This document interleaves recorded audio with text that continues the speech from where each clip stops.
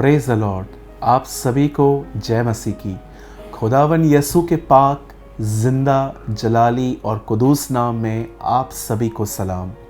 Greetings to you in the matchless name of our wonderful saviour Lord Jesus Christ. मेरे भाइयों, मेरी बहनों, मैं एक बार फिर से आज के वचन में आपका स्वागत करता हूँ। मैं जानता हूँ आज इस वीडियो को बहुत लोग देखेंगे, क्योंकि बहुतों के साथ ऐसा होता है जो उसका टाइटल है, मुझे बाइबल पढ़ते समय नींद आती है।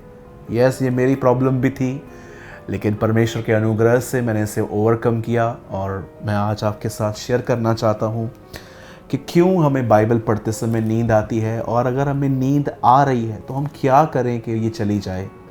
कुछ सिंपल टिप्स मैं आपको देना चाहता हूँ परमेश्वर के वचन के द्वारा। और इससे पहले कि मैं आज के वर्ड में आपको लीड करूं, मैं आपको बताना चाहता हूं बेसिक्स टीचिंग का ये 17th वीडियो है, 17वां वीडियो। इससे पहले मैं आपको कुछ बोलना चाहता हूं, प्लीज़ ध्यान दीजिए।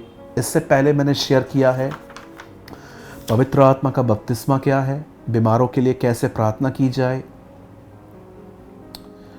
क्या करें जब हम वचन समझ न पाते हैं, प्रार्थना के बाद भी चिंता होती है तो क्या करें, प्रभु के साथ संगति करने का अर्थ क्या है, जब प्रार्थना में मन भटकता है तब क्या करें, अनुग्रह क्या है, सच्ची आराधना क्या है, पश्चाताप क्या है,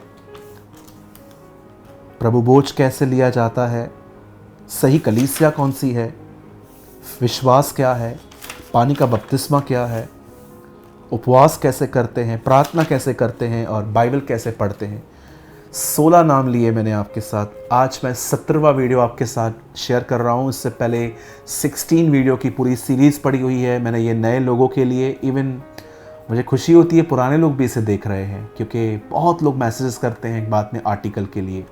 और आज का टॉपिक है, मुझे बाइबल पढ़ते समय नींद क्यों आती है। पहली चीज़ हमेशा याद रखें, हमेशा हम जितने भी लोग हैं जिनको बाइबल पढ़ते समय नींद आती है, ज़रूरी नहीं है कि ये अंधकार है। कई सारे लोग इसके लिए प्रेयर करवाते हैं। मुझे आज भी याद है, हमारे चर्च में एक बहन ने कहा, भाई मेरे ऊपर हाथ रख के दुआ करो, मेरे अंदर दुष्ट आत्मा है। तो मैंने कहा, आपको कैसे पता चला कि आप में दुष्ट आत्मा है? बोला, मैं जब बाइबल पढ़ती हूँ मुझे नींद आती है। जी नहीं, यस अंधकार भी हो सकता है, पर बहुत हद तक अंधकार नहीं। एक दूसरी बात आती है और वो है हमारा फ्लैश, हमारा शरीर। प्रभु यीशु ने नहीं कहा यदि कोई मेरे पीछे आना चाहता है तो वो शैतान से लड़ना सीखे पहले। नो, उसने ये नहीं कहा कि अगर तुम मेरे पीछे आना चाहते हो तो डेविल से लड़ना सीखो, क्योंकि ये तुम्हें मेरे पीछे चलने से रोकेगा। याद रखिए, ये सब बातें बाद में आई। यीशु ने कहा यदि कोई मेरे पीछे आना चाहता है तो अपना क्रूस उठाए और स्वयं का इनकार करे, स्वयं, खुद का। प्रभु आप क्या समझाना चाहते हो? ये शरीर तुम्हारा दुश्मन है, ये तुम्हें आगे नहीं बढ़ने देता, इसे हराना सीखो। याद रखिए, प्रभु ने साफ कहा है कि कुछ चीज़ों को हमें मुंह से भगाना है। देखो यीशु ने शैतान को क्या कहा, शैतान यहाँ से दूर हो जा, क्योंकि लिखा है कि हम केवल उसी की आराधना करेंगे, सेवा करेंगे। शैतान को आप वचन से भगा सकते हो, लेकिन जब ये शरीर ही आपको तंग करे तो क्या आप इसे वचन कहोगे? नो, यहाँ पर फाइट्स हैं, और ये फाइट्स ऐसा नहीं है कि ये बहुत बड़ी फाइट्स हैं। ये सारी लड़ाइयाँ परमेश्वर के अनुग्रह से लड़ी जाती हैं। आइए मैं आपके सामने एक वचन रख रहा हूँ और उसके बाद मैं आपके साथ पूरा शेयर करना चाहता हूँ कि एक्चुअली ऐसा क्यों होता है हमारे साथ कि जब हम प्रभु का वचन पढ़ते हैं या प्रार्थना करते हैं या तो उपवास के दिन बहुत भूख लगती है। 100% मैंने देखा है, वैसे भूख नहीं लगती है, लेकिन फास्टिंग के दिन दुनिया भर की डिशेस याद आती हैं हमें। आपके सामने स्क्रीन पर एक वर्ड है, मैथ्यू 26 वर्स 41, 26 का 41वां वचन। जागते रहो और प्रार्थना करते रहो कि तुम परीक्षा में न पड़ो। आत्मा तो तैयार है परंतु शरीर दुर्बल है। Flash is weak. क्या कहना चाहता है हमारा खुदा हमसे कि शरीर कमज़ोर है, आत्मा स्ट्रांग है? इसका अर्थ क्या है? लिसन, याद रखिए, जब आपको कोई कुछ बुरा कहे तो उसको वापस रिटर्न में आंसर करने के लिए आपका शरीर बड़ा मजबूत है। जहाँ पर भी रास्ते पे पिज़्ज़ा, बर्गर, वड़ा पाव, मिसल, ऐसी चीज़ें जो हम महाराष्ट्र में खाते हैं, वो चीज़ें जब आप रास्ते पे देखो तो शायद गाड़ी घुमा के आओगे। खाने पीने के लिए भी आपका शरीर बड़ा स्ट्रांग है।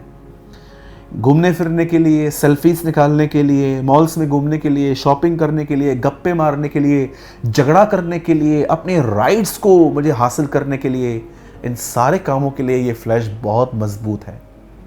लेकिन जब बात आती है प्रभु के साथ चलने की, वहाँ पर ये बहुत वीक है। प्रार्थना करने की, वचन को पढ़ने की, फास्टिंग को करने की, वर्शिप करने की। मैंने रिसेंटली ऐसी फास्टिंग्स की, मैं आपको इनकरेज करने के लिए बता रहा हूँ, शो ऑफ के लिए नहीं। मैंने रिसेंटली ऐसी फास्टिंग की जिसमें मैंने दुआ नहीं की पर सिर्फ वर्शिप की। प्रेरितों के काम में मैंने पढ़ा, उन्होंने उपवास सहित प्रभु की उपासना की। कभी कभी चेले भी ऐसा करते थे कि वो फास्टिंग में सिर्फ वर्शिप करते थे। यस, हम प्रेयर भी कर सकते हैं, लेकिन मैंने आपको जस्ट एक अपना अनुभव बताया। यहाँ लिखा गया है कि शरीर दुर्बल है परंतु आत्मा तैयार है। अब मैं आपको बताना चाहता हूँ, ज़रूरी नहीं है कि ये अंधकार है, ये शरीर है।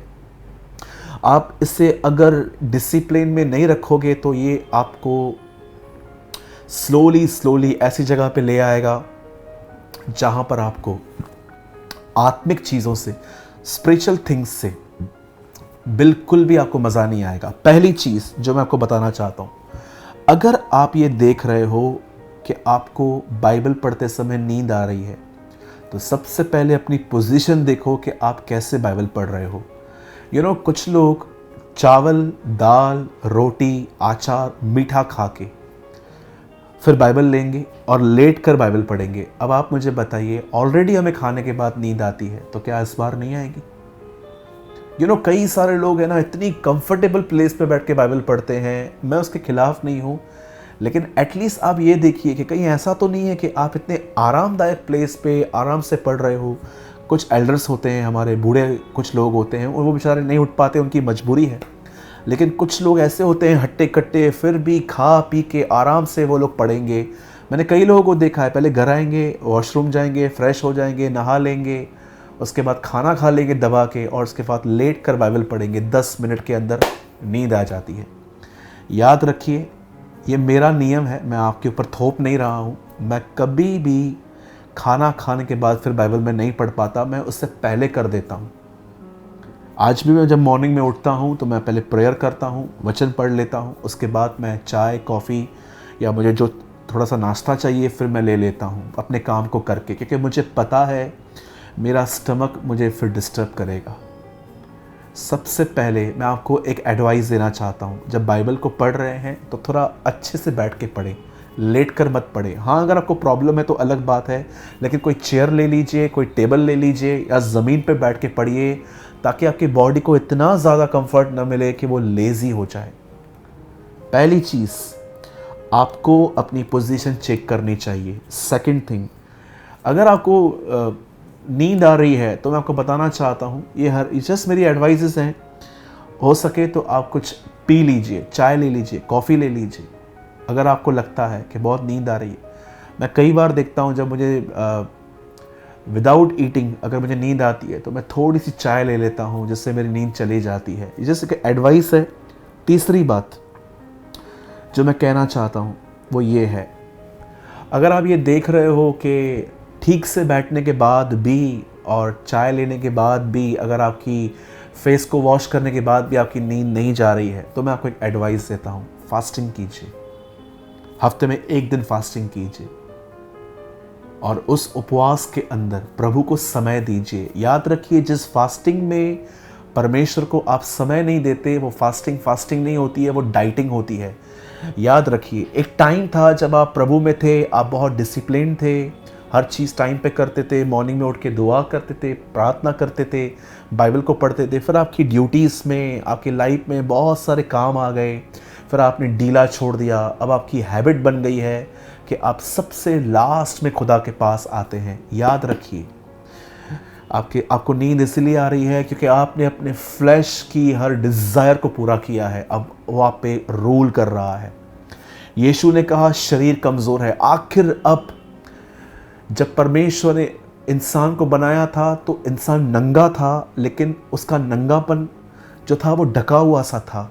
इंसान आत्मा है, और याद रखिए वो जो, अगर ये एक व्यक्ति है तो याद रखिए ये अंदर हम रहते हैं, और उसके आसपास ये जो बॉडी है, ये ढांचा है, हम अंदर रहते हैं। जब इंसान बना था तो वो आत्मा था, बीच में सोल थी, लास्ट में स्पिरिट थी। आई एम सॉरी, शायद मैं गलत बोल रहा हूँ। इंसान जो है वो स्पिरिट है, बीच में सोल थी, और लास्ट में शरीर था जब प्रभु ने बनाया। लेकिन जब गुनाह हुआ तो शरीर आगे आ गया, प्राण वही रह गया और आत्मा पीछे हो गई। अब शरीर आगे है, और हमें वापस इसको पहले ले आना है कि हम आत्मा में जिए, स्पिरिट में। जो परमेश्वर के आत्मा से चलाए चलते हैं वे उसके पुत्र कहलाएंगे, पॉल कहता है। और वही पॉल ये भी कहता है, शरीर से चलने वाला व्यक्ति कभी परमेश्वर को प्रसन्न नहीं कर सकता। अब आपको लगता होगा, हाँ ब्रदर ये बात तो सच है, कई बार मैं जो चाहता हूँ वो मुझसे होता ही नहीं है। मैं चाहता हूँ प्रभु में बढ़ूँ, लेकिन जैसे बाइबल को चालू करता हूँ मुझे यॉर्निंग्स आती हैं, मुझे नींद आने लगती है। ब्रदर, आपको अपने फ्लैश को ओवरकम करने की ज़रूरत है। फास्टिंग कीजिए। फास्टिंग में जब आप प्रभु के करीब जाओगे, और आप जानते हो मैं क्यों फास्टिंग कह रहा हूँ, उसका मेन रीज़न क्या है। देखिए, हम सुबह उठते हैं, सोचते हैं हम क्या खाएं, पोहा खाएं, पूरी खाएं, छोले भटूरे खाएं, ये खाएं, सैंडविच खाएं, टोस्ट खाएं, क्या खाएं। जब आपकी फास्टिंग होती है तो आपको थॉट भी नहीं होता कि मैं क्या खाऊँ, मुझे कुछ खाना ही नहीं है आज। खाना हम सुबह में ख़त्म करते हैं, फिर दोपहर में सोचते हैं दोपहर में क्या खाएंगे। दोपहर का खाना पूरा होगा, फिर रात के बारे में सोचेंगे। जब आप फास्टिंग करते हो, ये सारे थॉट्स आपके अंदर निकल जाते हैं, और आपका मन प्रभु में लग जाता है, और आप उससे सामर्थ पाते हैं। वही सामर्थ आपको इंसाइट करती है, और आपके फ्लैश पे, आपके शरीर पे आपको ओवरकम करती है। मैं आपको इसे हर एक को कहना चाहता हूँ।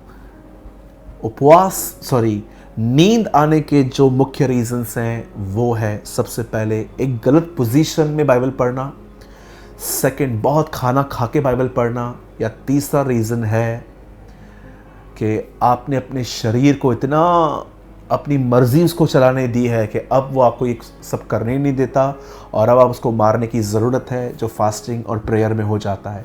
एक चौथा रीज़न होता है, वो है अंधकार, डार्कनेस। यस, दुष्ट आत्माएं भी लोगों को सुला सकती हैं 100%। इवन यशाया में भी कहाँ लिखा है कि मैंने उन्हें गहरी नींद में डाल दिया है। यस, अगर ऐसा है, अगर आपको लगता है कि यस ब्रदर मेरे अंदर कुछ अंधकार है, so sister, brother, there is one way, call the name of the Lord. प्रभु के नाम को पुकारिए, वही आपको छुड़ा सकता है।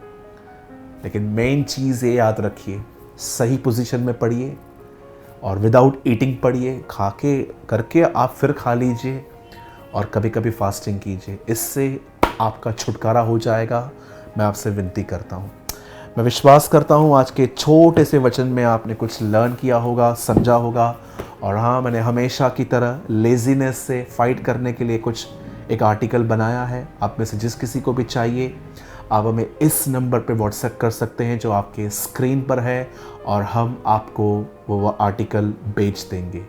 हम सारी बातों के लिए प्रभु की शुक्रगुजारी करते हैं, खुदावन को जलाल देते हैं और शुक्रगुजारी करते हैं। मैं उम्मीद करता हूँ आज के वर्ड के द्वारा आपने ज़रूर कुछ लर्न किया होगा। और अगर आप चाहते हो कि हम बेसिक टीचिंग्स कंटिन्यू रखें तो हमें कमेंट करके ज़रूर बताएं, और जो कुछ आपने आज सीखा वो भी ज़रूर बताएं। हम प्रभु को सारी महिमा देते हैं। आप सभी को जय मसीह की।